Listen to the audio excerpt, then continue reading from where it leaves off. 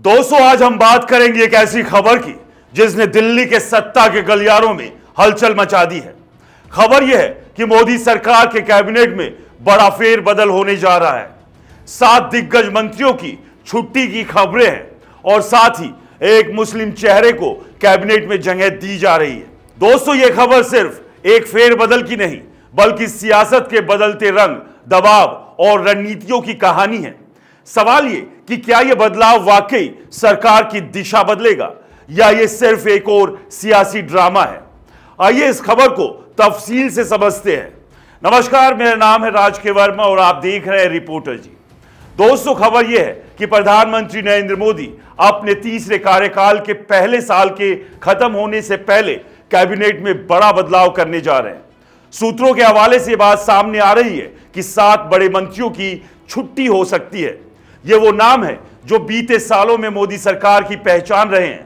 लेकिन उससे भी बड़ी खबर यह है कि कैबिनेट में एक मुस्लिम चेहरे को शामिल किया जा सकता है।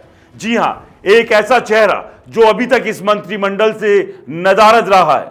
अब सवाल उठता है कि आखिर क्यों अचानक ये फेरबदल, क्यों अब एक मुस्लिम चेहरे की जरूरत महसूस हो रही है।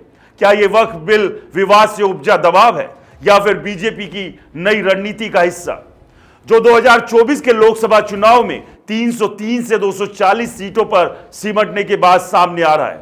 दोस्तों, आइए इसकी परतें खोलते हैं। पिछले कुछ महीनों से वक्फ बिल को लेकर देश में सियासी माहौल गर्म है। दोस्तों, सरकार का कहना है कि यह बिल वक्फ बोर्ड में पारदर्शिता लाने के लिए है, लेकिन विपक्ष और मुस्लिम समुदाय का एक बड़ा हिस्सा इसे अपने अधिकारों पर हमला मान रहा है।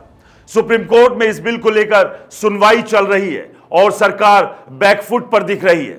विपक्ष बार बार यह सवाल उठा रहा है कि जिस कैबिनेट में एक भी मुस्लिम चेहरा नहीं, वो मुस्लिम समुदाय के लिए कैसे कानून बना सकती है। दोस्तों, यह सवाल सिर्फ सियासी नहीं बल्कि सामाजिक भी है। 2014 से लेकर 2024 तक बीजेपी की सरकार में मुस्लिम प्रतिनिधित्व लगभग ना के बराबर रहा।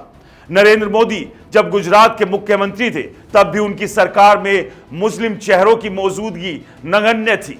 लेकिन अब जब सरकार गठबंधन की बैसाखियों पर चल रही है और नीतीश कुमार, चंद्रबाबू नायडू, चिराग पासवान जैसे सहयोगी दलों का दबाव बढ़ रहा है, क्या यह मुस्लिम चेहरे की एंट्री उस दबाव का नतीजा है? अब बात करते हैं उन 7 मंत्रियों की जिनके नाम पर फेरबदल की भेंट चढ़ सकते हैं। सूत्रों के मुताबिक जिन मंत्रियों का पत्ता साफ होने की बात हो रही है उनमें पहले नंबर पर है किरण रिजिजू, अल्पसंख्यक मामलों के मंत्री। सूत्रों का कहना है कि उनके मंत्रालय को नए चेहरे को सौंपा जा सकता है। दूसरा, अश्विनी वैष्णव, सूचना एवं प्रसारण मंत्रालय। इस मंत्रालय में भी बदलाव की उम्मीद है। तीसरा, मनोहर लाल खट्टर, शहरी विकास मंत्रालय। हरियाणा के पूर्व मुख्यमंत्री का प्रदर्शन अपेक्षाओं पर खरा नहीं उतरा है। चौथा, हरदीप सिंह पुरी, पेट्रोलियम एवं प्राकृतिक गैस। इस मंत्रालय में भी फेरबदल की खबर है। पांचवा, अर्जुन राम मेघवाल, कानून एवं न्याय मंत्रालय। यहां भी बदलाव की संभावना है। छठा, जी किशन रेड्डी, कोयला एवं खान मंत्रालय। उनका नाम भी इस लिस्ट में है। सातवां, जीतन प्रसाद, इलेक्ट्रॉनिक्स एवं सूचना प्रौद्योगिकी। उनकी छुट्टी की भी चर्चा है। दोस्तों, ये नाम कोई छोटे मोटे नहीं, ये वो चेहरे हैं जो बीजेपी और मोदी सरकार की रीढ़ रहे हैं। लेकिन सवाल ये कि क्या इन मंत्रियों का प्रदर्शन वाकई इतना खराब रहा कि इन्हें हटाना जरूरी हो गया, या फिर ये एक सियासी चाल है जिसके जरिए सरकार अपनी इमेज को चमकाना चाहती है। बेसिकली ये सवाल पूछने का हक हमें है, क्योंकि अगर ये सवाल नहीं पूछा गया तो इसका मतलब ये कि आपकी आवाज को दबाया जा रहा है। अब बात मुस्लिम चेहरे की जिसे कैबिनेट में जगह मिलने की चर्चा है। सूत्रों के मुताबिक 2 नाम सबसे आगे है। गुलाम अली खटाना जो राज्यसभा सांसद है और जमाल सिद्दीकी जो बीजेपी के अल्पसंख्यक मोर्चा के राष्ट्रीय अध्यक्ष है। खास तौर पर पसमानदा मुस्लिम समुदाय से किसी चेहरे को मौका मिलने की बात हो रही है। लेकिन सवाल ये, क्या यह सिर्फ एक टोकन प्रतिनिधित्व होगा? क्या एक मुस्लिम चेहरा कैबिनेट में लाने से सरकार उस आलोचना को खामोश कर पाएगी जो उसे मुस्लिम समुदाय के प्रति उदासीनता के लिए झेलनी पड़ रही है?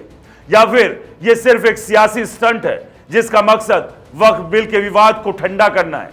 दोस्तों, इस फेरबदल के साथ साथ बीजेपी के राष्ट्रीय अध्यक्ष के चुनाव की भी चर्चा है।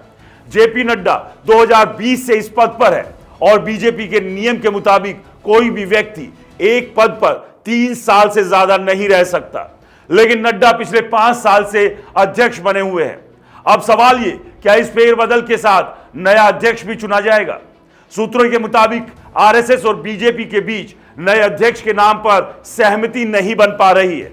मोहन भागवत और बीजेपी आला कमान के बीच तनातनी की खबरें भी सामने आ रही है।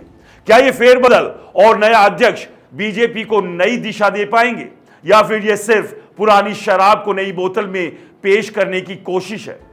दोस्तों, 2024 का चुनाव बीजेपी के लिए एक झटका था।